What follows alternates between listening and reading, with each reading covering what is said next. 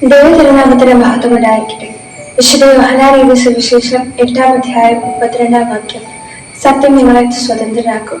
നമ്മുടെ ജീവിതം എപ്പോഴും സത്യത്തെ തേടിയുള്ള ഒരു യാത്രയാണ്.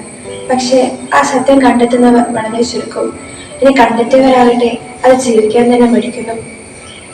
സത്യം കണ്ടെത്തിയവരുടെ ഹൃദയം എന്നും എപ്പോഴും ദൈവത്തിലാണ്.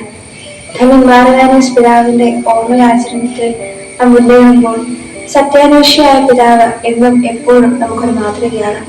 പിതാവിന്റെ ജീവിതം നാം പരിശോധിക്കുമ്പോൾ പിതാവ് കേട്ടതെല്ലാം വിശ്വസിച്ചില്ല, കണ്ടതെല്ലാം സ്വീകരിച്ചില്ല. പിന്നെയോ പ്രാർത്ഥിച്ചു, പഠിച്ചു, അത് ജീവിച്ചു, അന്വേഷിച്ച് കണ്ടെത്തിയ കാര്യങ്ങൾ ജീവിതത്തിൽ ഉൾക്കൊണ്ട് ജീവിച്ചപ്പോൾ പലതരത്തിലുള്ള പ്രതിസന്ധികളും പിതാവിനുണ്ടായി.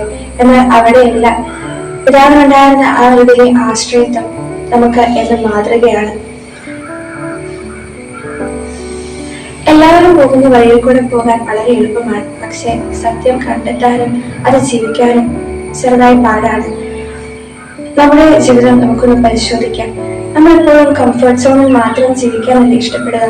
നമ്മൾ സത്യം കണ്ടെത്തിയാലും അതിനുവേണ്ടി ജീവിക്കാൻ മുതിരുന്നുണ്ട്. ഈ ദിനങ്ങളിൽ നമുക്ക് ചിന്തിക്കാം, എന്റെ ജീവിതം എങ്ങനെയാണ്? സത്യത്തെ കണ്ടെത്തിയ സത്യം ജീവിക്കുവാനും എനിക്ക് എത്രത്തോളം സാധിക്കുന്നുണ്ട്?